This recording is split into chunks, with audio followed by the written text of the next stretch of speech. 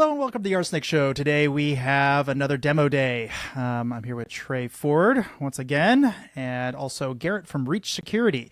So Garrett has decided to forgo the slides, so we're just going to jump right into it. So with that, over to you, Garrett. Thanks. Well, it wasn't without some guidance, just to be clear, that we should stay away from the slides. You've certainly done this more than I have, so I appreciate you taking the time to meet with me and giving us a chance to talk about Reach. So I'm the co-founder and CEO of the company. We've been doing this for a little bit over 3.5 years now. Prior to that, I was at a company called Palo Alto Networks. I was there for over about 6 years, and I was responsible for a product line called Wildfire, malware sandboxing, responsible for some URL filtering and other products as well. And so my whole background has kind of been on the dark side, and including my co-founder. Dark side being we've always been on the vendor side of the house. And so when we decided to go build Reach, in some ways, we were kind of paying down a little bit of the mess that we created working at these big platform providers. And I see you smiling, Trey. And the idea here was, look, there's a tremendous amount of security technology being purchased. We see the acquisition of technology going up and to the right, the amount of spend and so on. But yet we continue to see a lot of issues in the industry, a lot of breaches happening, a lot of customers being compromised by things that could have stopped with the products they already had. So instead of thinking about the security problem as a mousetrap for the next attack kind of thing, what if we thought about operationalizing security and making what you have in place more effective and higher utilization, and therefore better operational efficacy and output hygiene, things of that sort. So we decided to go pick the hardest problem that we could go out and solve. It stemmed from being in war rooms with customers when an incident happened and trying to figure out what went on and how we could solve it. And so we built Reach. And that's really the background for what we do here. What I thought we'd do, since we're not doing any slides, I'd walk you through the product and just share some of the questions that we answer for customers along the way. You know, who we serve today are the security operations teams and the leaders.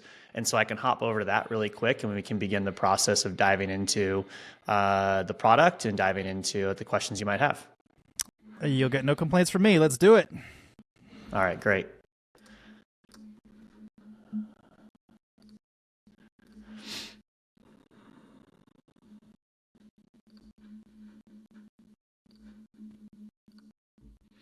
All right, so welcome to Reach. The product is focused on answering a few questions for security leaders first and foremost. Okay, let's look at what we have today. How are we using what we have? So based on what I've purchased versus what I'm licensed to be able to use, what does that look like? And then the secret sauce or the magic of all this is, what should I be doing? What should I be doing with the products I already own to improve measurements against compliance, but more importantly, reduce the risk exposure that I'm facing? Now, the way that we do that, to give you a sense of how our product works, architecturally, we're a SaaS-based product. We connect to different security tools through their management interfaces, so all API-based.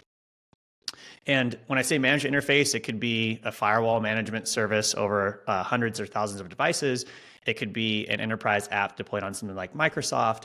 It could be sometimes a direct interface to the React front end of a specific product, because the APIs just aren't quite there yet. But what we want to do is, when we connect, we build a picture of how an organization is being attacked. And we narrow that down to how each person inside the company is being attacked. And our idea here, our proposal as a company, our focus has been, look, there's a lot of tools out there that look at vulnerabilities and look at things like, how can I prioritize which vulnerabilities to go and patch? But when it comes down to the highest risk to the business, it usually is aligned to misconfigurations. It's usually aligned to people being phished, somebody clicking on an executable, ransomware being executed, things of that sort. And so where Reach really started was, how do we identify the best possible ways to protect the end user population inside your business? Now, because of that, we need to know how the people inside of a business are in fact being attacked. And so we can narrow down relatively quickly and understand, who are my most attacked people overall? What types of attacks are they seeing? We have this view of the world in terms of almost like a GitHub. If you think of a checking in code, right? How are the attacks distributed over time? How much more attacked is this manager in sales operations over others inside of Acme Heavy Industries? Shout out if you get that reference. I got to stop you. What do you mean by attacked? How are you measuring it? Yeah, no problem. So what we're looking at is, let's say, for example, in this tenant with Acme Inc., we're connected to email security tools, identity access management, endpoint technologies and network technologies. What we're going to do is we're going to go ahead and say, for email as an example, I think of email as the largest swath of data for end user information on how somebody's been attacked. We'll pull in security events. We'll pull in sandboxing reports, say forensic reports. We'll pull in information on what attacks were prevented, which attacks were detected later after it hit the inbox, which attacks were not detected for, say, 14, 21 days.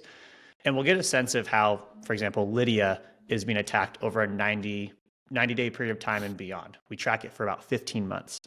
And then we pull in signal from identity access management. Did Lydia produce a bunch of high-risk sign-ins? Did somebody try to authenticate from DigitalOcean with Lydia's credentials? We pull in that information, pull in signal from EDR as well. And so what we're doing is building kind of a unique threat profile for every individual that then in its I guess you could say collective body allows us to define how you should be using your products to protect Lydia as well as, the rest of the people inside the business. But that's how we get the information. That's what I mean by the security events and things that we're aggregating. That's really interesting. So you're sort of acting like a vulnerability aggregator, but more. I'm trying to classify you in my brain, like, sure. So you're detecting bad things happening, sort of like an IDS, but rather than, or a SIM or any one of those, but rather than attributing it to actors, you're attributing it to who is getting attacked. Am I saying that right? That's our starting point. That's right. Because our view of the world is, look, what it usually, like, why aren't best practices adopted? Well, there's probably a number of reasons you can come up with, but one of them is the moment you deploy a best practice recommendation from a vendor that has no context on your business, no context on what your users are doing, no context on how your organization specifically is being attacked. When you go and do that, you typically frustrate people, and then you disable that feature, that function. And so we decided to take an approach where we said, look, a lot of these capabilities aren't deployed because of the friction it introduces to end users, because there's not a good starting point to pursue adopting these technologies. And our starting point happens to be, well, how are the end users inside your company, who are the most valuable resource and who are also most interesting to the adversary, how are they being attacked? And it turns out that attackers can tell you what they're interested in and who they're interested in by proxy of that. So you can think of it as a starting point for us is how are people inside the business being targeted? And then we build off of that. And we do it in a tailored fashion. So the best way to tailor security from that mindset of focusing on people is to understand how people are being attacked, because that drives priority, what we'll recommend, and everything else I'll walk you through. But it all starts with, how is the organization being exposed to risk? I like this line of thinking, Garrett. This is cool. Out of curiosity, do you pull in like the importance of the people? Like, obviously, it's the janitor getting phished is sort of bad, but it's not the same thing as your director of IT or something. Yeah, so there's a couple different ways we look at this. And, my co-founder, Colt Blackmore, he was previously running these types of groups at Proofpoint. He ran data science at Cylance, and he built a bunch of the AI machine learning technologies at Palo Alto Networks. And when it came to understanding people, his experience at Proofpoint gave him a lot of this context. He said we can measure the value of the asset being an individual, based on a few factors. How vulnerable they are to an attack, which would mean, are they likely to click on something? Who is attacking them? So who cares about them? Because not all attacks are created equal. We don't really care about a consumer phishing attack, for example, which could be something like a Netflix account, but we definitely care about BEC or credential phishing, or maybe info stealers and such. And then the last piece is what they have access to, or really their privilege. And so all three of those factors play a role. But typically how we do that is we end up creating these groups based on the different organizations we connect to. So we have a number of, this product is really a series of very pragmatic data science and those types of technology decisions. So we have small ML models to be able to infer roles and permissions. What makes up an executive? What's the difference between an executive director at a retail customer versus an executive director at a bank, right? The great example is a VP, right? Which one's higher, a VP at a retail business or a VP at a bank? Retail. And so we do those types of collective models on who is potentially risky, but we let the data really help us decide, based on those three principles, who are the biggest risks of the business? You'll find somebody like in accounts receivable and billings. Well, why would that person be highly attacked? They'd be highly attacked because they control systems that handle bringing in financial documents. They handle bringing in dollars to the business.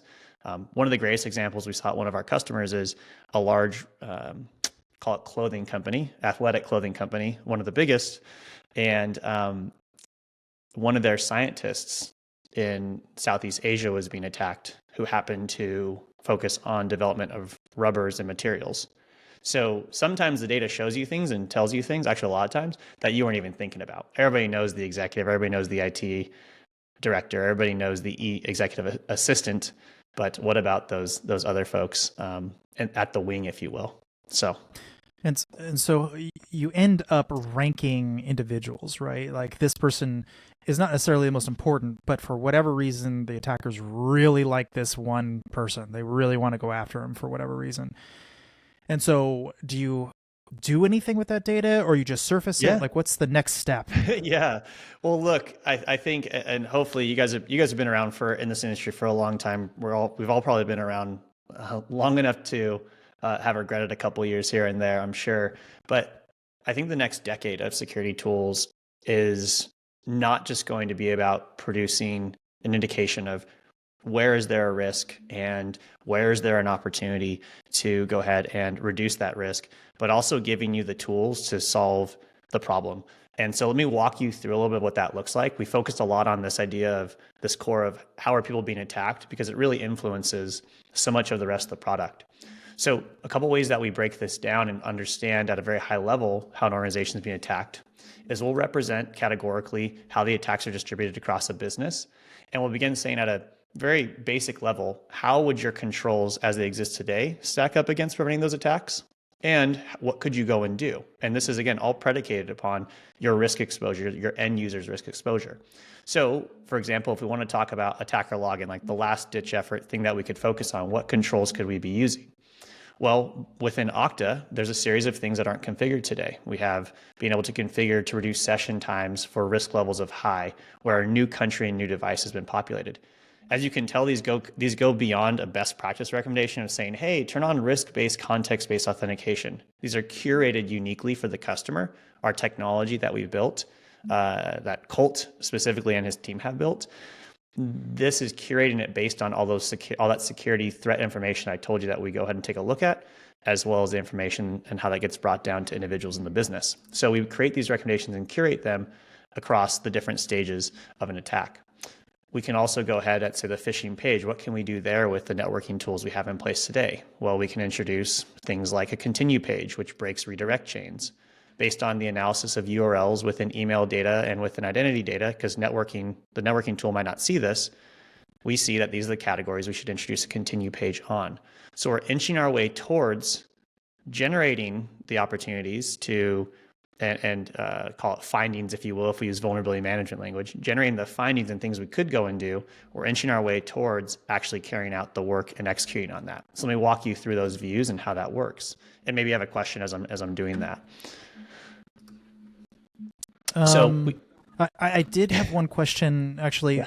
So I saw somewhere one of the first pages you showed about a multiple, like a 512 times.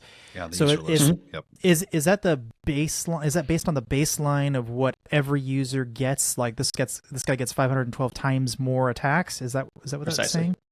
Precisely. Okay. All right. Okay. Yeah. And I didn't show this in the program's view, but what we'll do is you were looking at the most attacked people. So how would we curate or step up security for individuals in that group? We have recommendations down to that level as well. And oftentimes that's where customers start to consume our recommendations and use them. So for the executive leader inside the company, it's great to know where end user risk is, but you're kind of getting to the point of like, why does that matter? Well, there's a few questions that we can answer. We can answer product by product, how that customer is going ahead and leveraging their tools. So we can use Palo Alto Networks, for example, and show how are they using things on the left-hand side and what is Reach recommending. We also map to compliance frameworks. One of our largest use cases and biggest drivers for customers engaging with us to figure out how to improve efficiency and drive hygiene is around identity access management. I'm not sure if you're seeing this trend, but a lot of security teams over the past year and change and continue to adopt IAM into their side of the business versus where it had lived previously.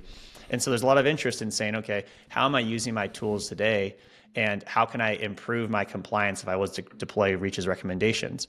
So Reach provides this view across different standards of compliance. These are the main food groups. Maybe there are some that we get asked about. We get asked about PCI, but that's a little bit challenging to imagine the technical control aspect because you define boundaries. And so we get asked for different use cases like that. But these are really the main food groups, NIST, CSF really being one of the primaries.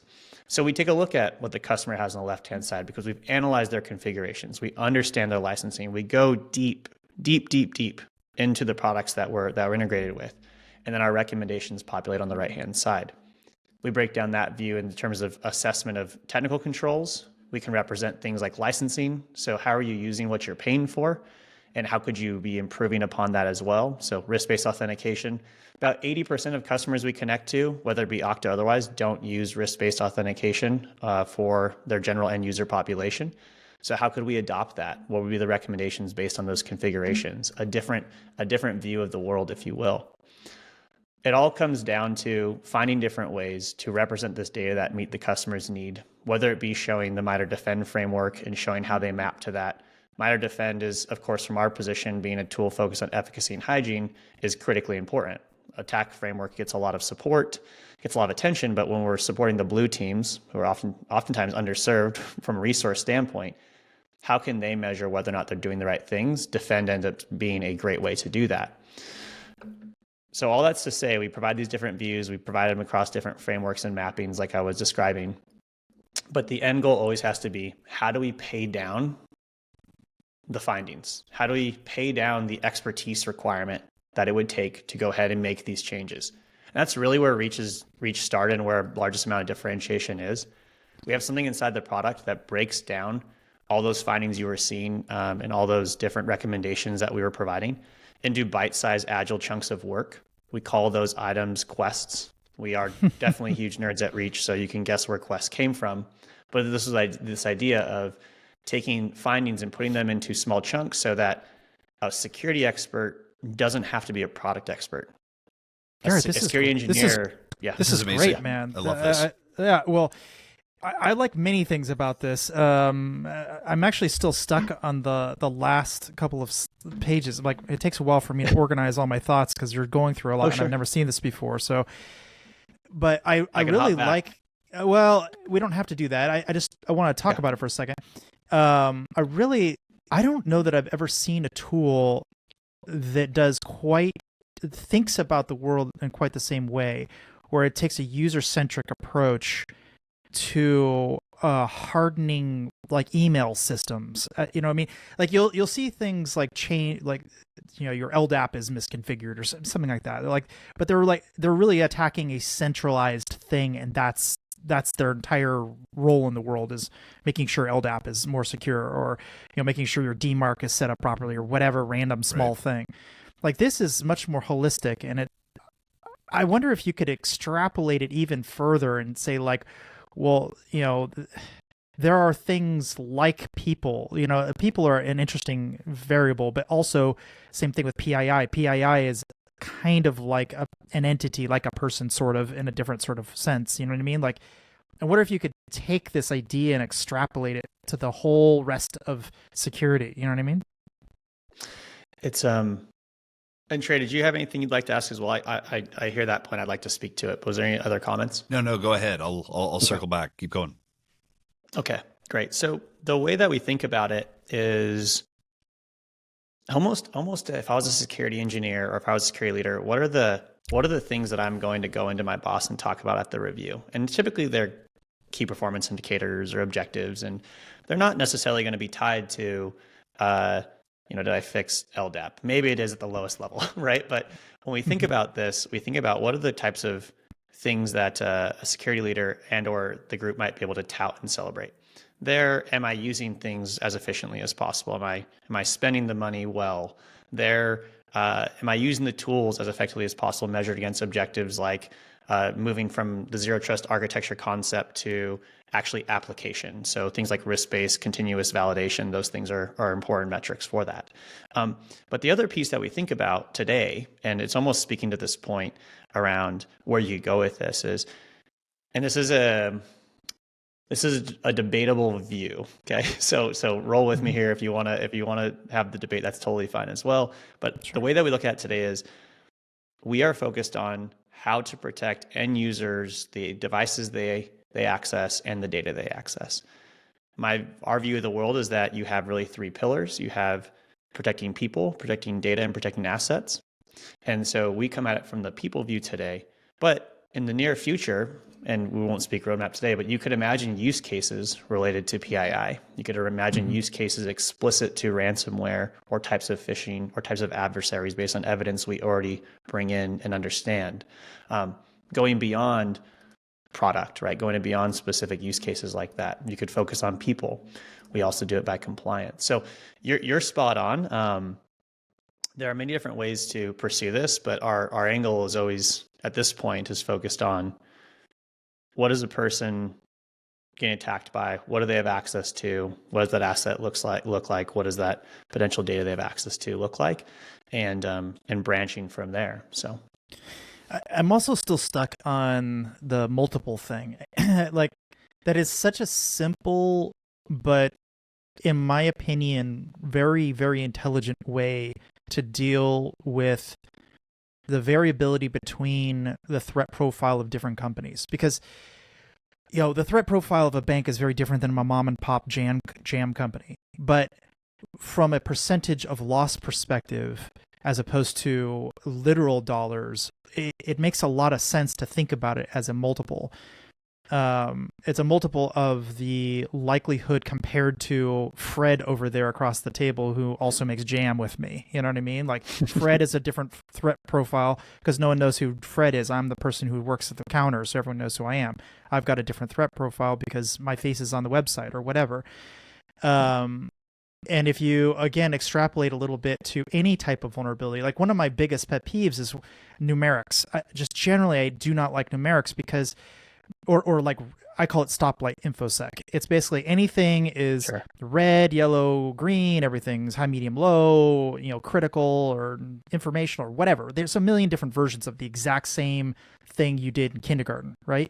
But the problem is you can have virtually exponential loss that goes way outside of any traditional thresholding. You can always backfill that stuff into infosec stoplight thing if you want. So like 512 is red, and then the middle is yellow or whatever. You can always backfill it, but it's the wrong way to start thinking about things. Like, you should be thinking about, I have a critical vulnerability. Yeah, but it's on a machine that no one connects to anywhere. Yes, it's critical. Everyone agrees it's critical, and yet it doesn't matter at all. And so if you think about it more in line with your multiple idea, which I do really like, or monetary is another very similar kind of thing, monetary loss, I think you're much more likely to be tackling the things that actually matter. And once you start mapping that to actual controls, which was really smart, I really liked how you did that. I can turn on and off, whatever random feature inside Okta, turn on some URL filtering that I didn't have turned on. Like, I have URL filtering, but I didn't have this continue feature. Why not turn it on? Like, I think you could probably do more with your tool faster than just about any tool I've seen. Appreciate that. I think the way that I would summarize what you're sharing is doing things in the context of our business. If IT buys 5 collaboration apps, which certainly that happened at many organizations during COVID, the worst thing that will happen is that you wasted money on 4 of them and one became the primary use case, or maybe 2. In security, what we're finding when there's less than 20% utilization of products being purchased, in those cases, that's where you end up with a lot of things in the news. You buy 5 products to be protected and you only use really one well. And so when something bad happens, those other 4 are in question. And why weren't they set up? And no one feels good about that. And it all comes down to context. There's the context of the business can drive the security infrastructure to best protect what's important. Now, what's important is driven by that context. What you need is a universal view, which is a lot of times we get the question of, why can't my vendor for X do this? Well, maybe they can figure out how to configure your next generation firewall in the context of how they'd make that recommendation and your networking data. But how do you configure things? How do you know how to configure things that aren't turned on yet that provide that network visibility, right? You just can't.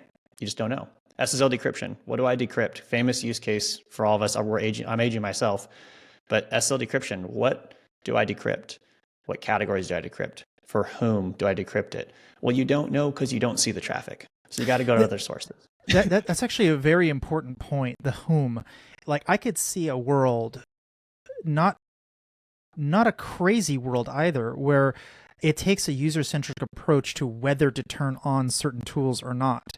So like, let's say, there's some super annoying type of second factor authentication that works great, but it'll drive people crazy. Well, why would you turn it on for everybody? Just turn it on for the one guy or the 5 people who are like seriously, really, really, truly at risk. In a responsive way. It doesn't even have to be permanent. I mean, right. I'm sitting here trying to compose my thoughts, Garrett. This is fascinating.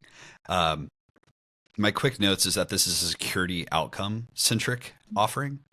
And while it's user aware, based on behaviors and attacker activity that it sees, it's also capability aware based on the tools and the resources you have available, the toys that the security team has. It's threat responsive, mapped against the attacker interest as demonstrated on certain assets or people or endpoints. Compliance aware without being compliance centric. So the old world where all these systems were disconnected, compliance often led us by the nose to achieve certain outcomes or to enable certain configuration settings or to turn on features. And in a cloud native online SaaS and PaaS universe, you actually have the ability to consolidate all these things and be responsive for each of these environments. I love this concept of quests driving those security outcomes and capabilities, right? We haven't even talked about this yet. Yeah, I mean, like it's cool. Just truly just like a bunch of pretty images. Yeah. Well, I think it's funny. I think it's great. But for the sake of argument, what have you achieved today? Well, I worked on Okta. Okay, cool. Like what'd you achieve?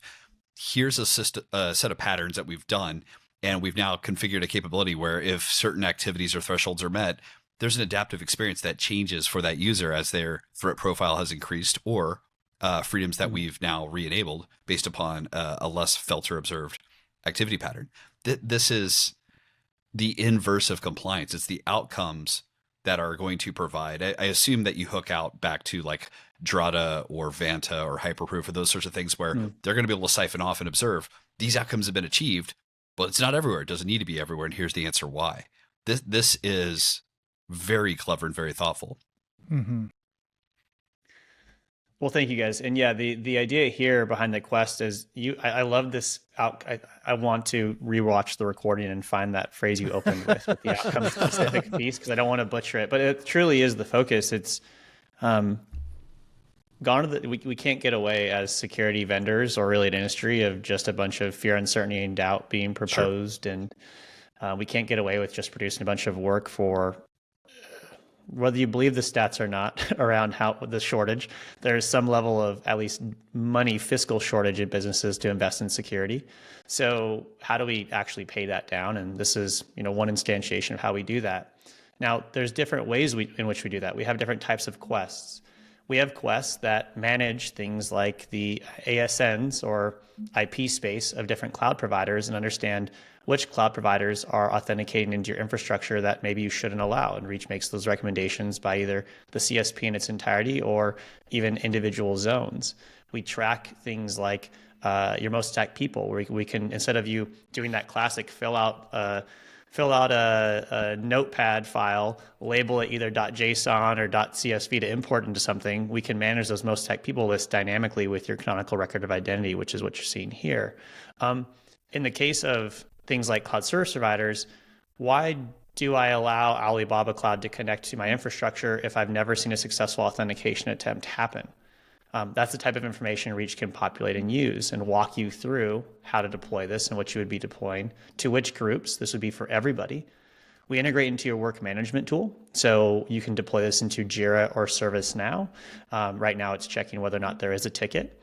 And I'll walk through a different ticket flow for another use case, just so you can see the depth of the context we want to put into that work stream. And then you can go ahead and subscribe to this quest. You tell Reach, go and manage this zone in Okta for me. Go and manage this block policy for me, or go and manage this alert policy. Reach really handles that. Coming back to the quest and using more of that user-centric concept, we can go ahead and where a lot of our customers start, because a lot of it's about starting points. You get presented this big, robust architecture to pursue. I pick on the zero trust architecture because there's actually like a lot of valuable things in there, but architecture is almost theoretical. So where do I start with a lot of this? Well, if you wanted to, I think that's a dangerous one and a good example, right? Like, I don't know what zero trust means when anybody says it. And so that means you both have to have an opinion and a structure and an implementation guide and an outcome. Yeah, you mean that all the bigwigs at all these advisory companies haven't figured it out yet? Like, that's wild. That's right. And the reality is that it's because of that context. Like, it always comes down to, well, how do you go from consultative to feeling like part of the team? And it is based on that idea of like, do I understand what's going on inside the company? And so when we look at something like enforcing reduced session times for high risk or anomalous sign-ins, we can target our most attacked people. We can understand what use cases would be involved. We can go ahead and say, and a lot of our customers start to consume Reach's recommendations in this way. Look, we could deploy this for everybody, but we could also just deploy it for that small number of people. What can I expect? Well, this will be the policy and the focus here on this recommendation. Who's in this group? Well, here are the people in this group, most attacked overall.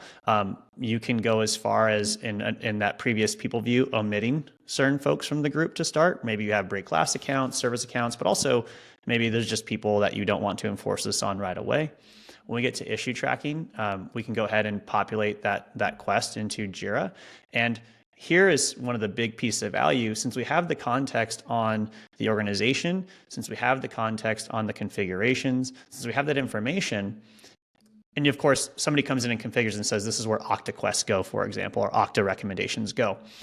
When we bring this in and we look at Jira, we are presenting to you not something that we parsed through an LLM and said like, hey, give me the generic response on how to configure MFA, which by the way is hilarious. Like, go ask ChatGPT how to stop phishing. It's amazing what you get.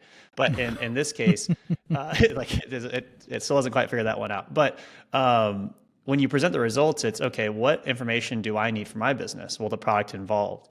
What types of attacks are observed that this will address? Who's going to receive this change? Are there risks associated with this? Well, a stricter control might have some level of user impact. What is the exact policy and information that you'll receive and the description associated with it?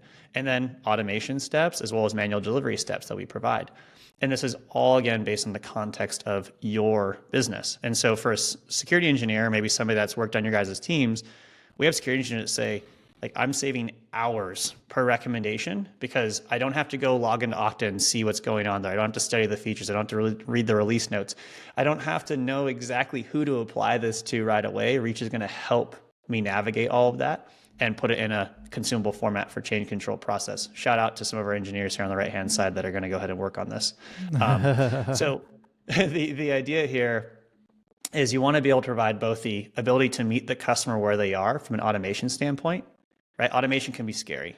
When I was at Palo Alto Networks, we went from customers reviewing every AV signature to customers being willing to update things on a weekly basis to 24 hours to 1 hour to 15 minutes to real time, all within that time span of me being responsible for those product lines.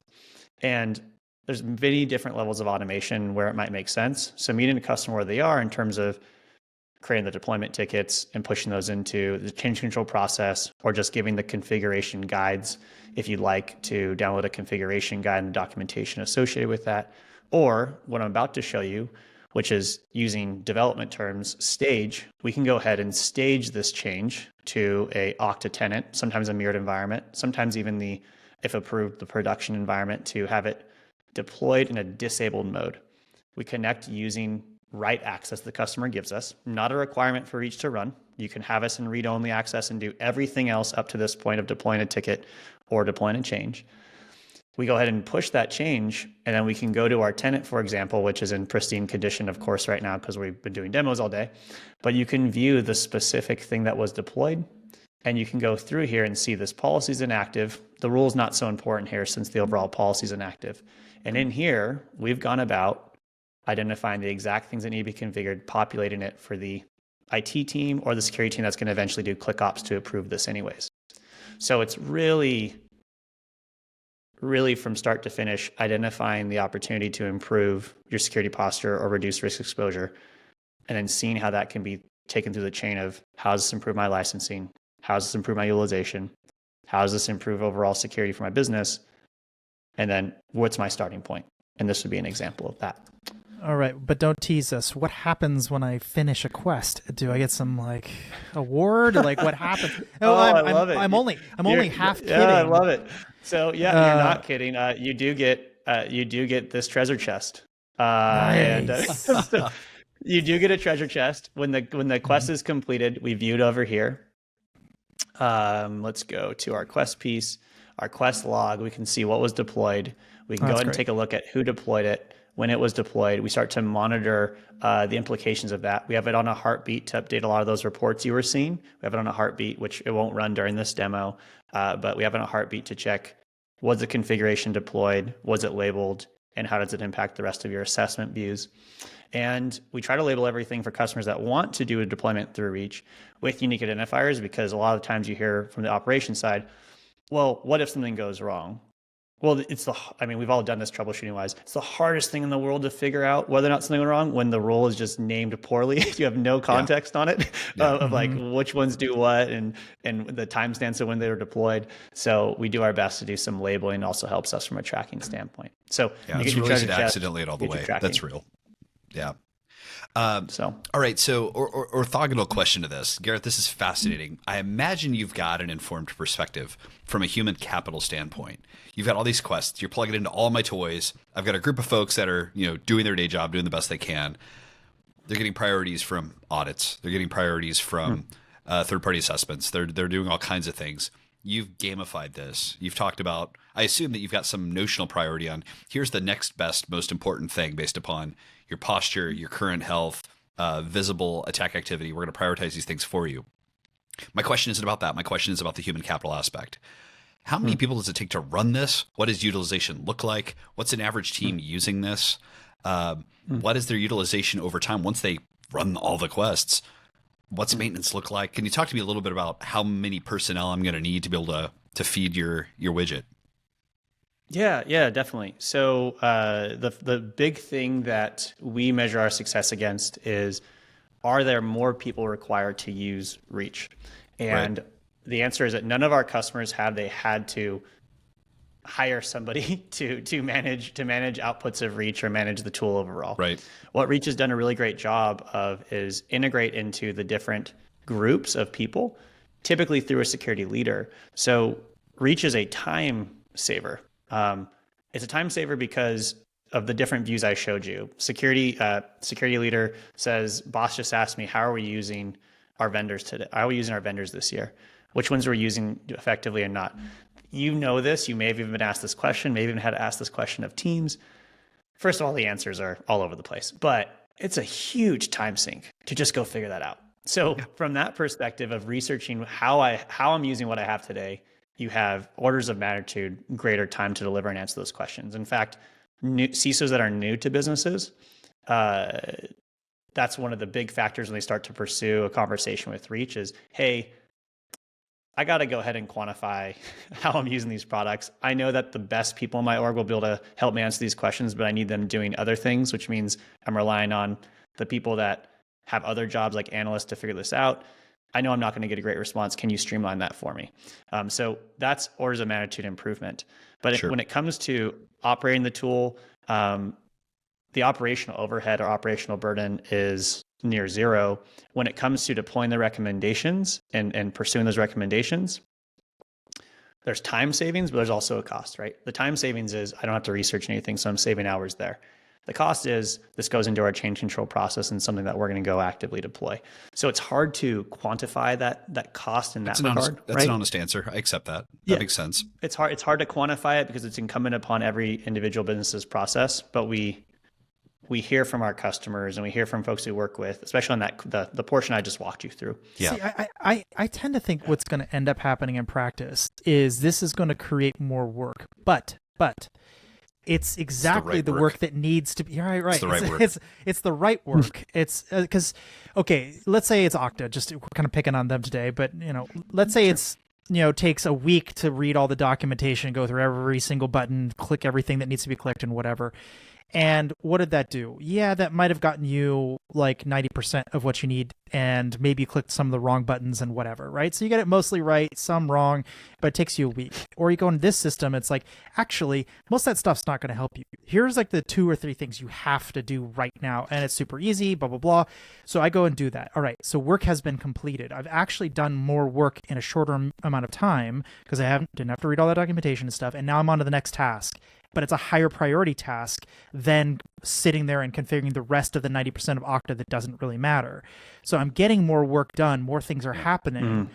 The output is larger in terms of actual things being done, and it's a higher priority of things that are getting done. Am I misreading it? Because that's how I see the world right now when I'm looking at this. Like, I'd get a ton done. Yes, you're but I wouldn't be in the weeds on anything. I could be a generalist. I wouldn't have to be an expert in Okta to be very good at making Okta work. Yes. So I'd highly encourage you to check out, or folks that watch this, go check out some of the customer stories and the ones that we're going to continue to release. But we have a customer Autodesk that speaks just to that point. It's, am I allocating resources to do the most important things because I have a device trust project? I have a trust project around where am I going to go and deploy passwordless to start, and how am I even going to pursue that operationally, right? As an example, and how do I do that within the products that I'm going to use? So you are saving time, but the reality, kind of what you've alluded to, is you usually start with a project, and Reach is going to help you execute exponentially faster against that effort. I like that. And what we're seeing as a trend line is just a lot of customers are trying to make sense of how to do more with what they have versus pursue purchasing more technologies, more mousetraps, and that in and of itself is something that turns into an optimization function for us. Can I press on that for a second? I'm sorry, Sure. Robert, I jumped in front of you there. That's okay. Go ahead. So every CISO I know has been going through zero-basis budget reviews for the last 2 years. We're still seeing budgets increasing, but literally everyone is defending line by line everything they're doing. You stated earlier you had the ability to help folks understand, here's how well I'm using my toys. My budget is on these toys. Here's how I'm using them. Do you have a dashboard or a utilization or even an ability to say, yeah, and you've got 3 of these that are highly redundant, so we'd recommend firing these 2 and keeping this one. Do you have that analysis? Is this dashboarded? How do you view that world? So no shortage of opinions from a founder, but my opinion on that specific element is, so short answer is yes, we have something. No, it's not a dashboard, and here's why. I don't think you can build a generational company on making those comparisons. I think it's every once in a while thing. So what we do is we don't dashboard them. We generate executive reports as part of our licensing to the customer, meaning if they buy the product, that is something that we can answer for them through the tool. And the way we do that is we connect to, let's just pick on an example here, which is probably resonates with folks. You have 2 endpoint products. How many companies have 2 or more EDR products? Like probably 90% of them at this point. Yeah. But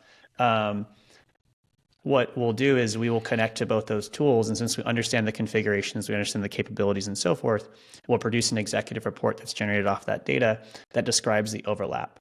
We haven't put it inside the tool for a number of reasons. But again, I think the primary has been it's a one-time type of function for them, and perhaps once a year, right? Maybe once during procurement I can cycles. see this annually. Yeah, a couple times a year tops. Yeah, and so it convolutes the other outcomes we're driving, and so that's why we kept it separate. And always happy if we have informational notes or things of that sort. Always happy to give some access to folks to see what those executive reports look like. But we received a lot of requests, and we started to answer it with, which is funny to say, with doc files and PDFs and PowerPoints, and it did just fine for that one time a year they needed to go ahead and do that assessment. Cool, great answer. I accept that. Thank you. Okay. Sure. So one of the questions I ask everybody is there something about your product that you think, if you don't already have a cyber warranty, is there a part that you think could be warranted? And I'm going to lead the witness on this one, because I don't think I would disbelieve even a little bit that you have the ability to detect that someone's getting attacked. I think the way you described that, as long as they configured it correctly, and you have any telemetry at all, you're going to be able to do that. That's a pretty easy pattern match. But I want to know how confident you are that the recommendations you're making are good and the best recommendations. That's the thing, because if that doesn't work, it almost doesn't matter that the rest is happening. I mean, it's nice to have some visibility into who's getting attacked, but if your recommendations aren't the right recommendations, that would be very bad, because we're talking about the greatest risk to the company is this set of individuals. Yes. So the assurance that we provide is based on the historical data that we've taken a look at for you as an organization. So the modeling system, and my co-founder did the opening AI talk at Las Vegas B-Sides a couple of years back. I won't say the name of the talk because it has offensive language in it. But if you look up Las Vegas B-Sides, something about F your ML model, something of that sort is in the title. Fudge. So fudge your ML model. So it's in this is a kid's show, right? So it's in there, and he goes into the technology decision making. So the decision we provide, all jokes aside, the decision we provide is predicated on the data and information that we look at historically for you. So it's arguably better than most other ways you're making decisions outside of compliance asking you to do something. I suppose the way we should measure that is the overtime implications of that change, meaning what is the risk reduction that we're seeing? How often are we seeing these rules hit? And generally our customers are looking at those details. They want those details produced on a monthly cadence for them. So that is how, I guess, in a way, we're representing the value of the changes that we're making. And make no mistake, I've misclassified tens of millions of PDFs in one morning before I even woke up with previous products I own. So there will be cases where something goes wrong with the change, but it's how you respond to that and what data you provide to be able to quickly, adjust and correct. So our guarantee is we will make the best possible recommendation on the context of how your organization is being attacked, that risk exposure, plus the tools you have at your disposal and our configurations of those tools, meaning like what we're connected to and what we see. And we stand by that. And our customers have found that to be an extremely satisfactory response, especially given how they were doing things previously, especially the step up from how things are done previously. So that's what I would say is around the question of kind of the idea of this warranty. There's other companies you probably speak with that have some type of warranty or guarantee, ransomware prevention tools, things of that sort. But in our world, it's just show me the data, right? Show me that what I've done is help me get that promotion, basically, right? Help me look good and help me get that promotion, which is did I have my team do the right work and is it providing value? Yeah, with low risk work too. You know what I mean? Like, because if you're off messing with all kinds of things, you can really mess up some of those systems. You can accidentally it all the way. That's real. Yeah. There's a real thing that happens. Like denial of service across the board. Almost every one of these tools has some variant of that problem. Yes. Yeah. So I think this can de-risk a lot of, and give people confidence to start messing with it. Because I think a lot of people are scared to get in those tools because, you can really easily screw things up, and they don't want to be the ones who just, block the CEO from logging in or whatever. Yeah, I might have done this before. So I know you kind of threw away the idea of talking about your roadmap, but is there anything that you would like to share about things you're working on that you think is interesting? Yeah, so I think I'll focus on the outcome part of this narrative because it's been the most talked about here. I think it's important. There are three primary factors to driving what outcome you want to pursue. I think we just talked about this idea almost indirectly, this low-hanging fruit idea. So it has a high level of risk reduction, but a low impact on my users. And how does user impact get measured? Well, the number of logins I've seen or number of attempts that failed and so on. So in that world, we are seeing a need for different types of evidence that go beyond just what threats is the organization seeing, going into operational side of how many users historically might have this have impacted if I deploy this change. Show me the details. Show me how many high-risk sign-ins I saw and how many users over 90 days, how many users were observed with those high-risk sign-ins. Show me those details. So that's something that I would speak to just in the idea of outcomes is more information and context within the Quest view and other views of what is the evidence associated with this change, not just in look what I'm going to be able to stop, but also look how little it's going to impact my users. I could see that being added to your Jira integration. When you send something over to change control, here's the motivation, here's the data informing it, here's the risk analysis based upon who's impacted. Like those would be tremendous data points to include in that change record. You feed that to an auditor, they're going to lose their mind. That's awesome. You feed it to IT person, they'll be like, okay, well, what do I argue against? That's right. That's right. 100%. How do I possibly say no to this now that I know exactly? You're surprised you're delighting a lot of folks with that move. I think that's an exciting feature. Question on licensing and purchasing. Like, how do you license this? Is this based upon security folks, on security toys, the size of the company? How do you approach that? Yep, size of company. That's right. So size of company, and then what we're finding is number of integrations we want to support for the customer. So as we think about the value proposition of help me figure out the best way to configure my security tools to protect my business, well, we have the size of the business, and we also have you got a lot of overhead for the tools. Yeah. Yes, exactly. Precisely. And I mean, look, we know, some of our customers have 10,000 people to protect and there's 8 people. Some have 10,000 to protect and there's 80, right? So it will vary, but we don't want to base it really on the number of security folks you have. We want to focus on what is that estate that you're protecting and what are you protecting it with. Makes sense. Well, Garrett, you blew through that demo quick, but it was a good one. It was awesome. Anything you kind of want to leave us with or anything else you want to talk about? We still have a few minutes here. Yeah, I think that's, and I'm always a big fan of not filling the space. So if I give you one of the shortest demos and videos out there, that's totally fine with me. But I think you hit on the important pieces. How do we drive better security outcomes for our customers using what they have today without adding just more and more and more onto their plates? Especially in a world where there seems to be a new example of a threat vector and a new example of a tool to be released to solve that threat vector. How can we do more with what we have? And we're kind of in that way it's always been a very pragmatic approach, but the outcome is what we want to focus on. And the evidence associated with that shows in the way that we have really focused on the operator as much as the executive, right? Answering those questions, but inevitably somebody's got to do the work. And we want to support those teams as much as possible. So I appreciate the opportunity. I think you gentlemen have highlighted a lot of the value of Reach just in the questions you've asked and what you're seeing. And we have a big, hairy, audacious goal, right? To be able to do this uniformly across a customer's entire security estate. And we've got a lot of work in front of us, but we're big fans of hard problems and a lot of work. So we'll continue to do it over here at Reach. Great. So where do people reach you? No pun intended. I know it's hard. How do they reach the company? All that stuff. Sure. Yeah. So you can find us in all the typical channels, Twitter, at Reach Security, LinkedIn. We're pretty active there.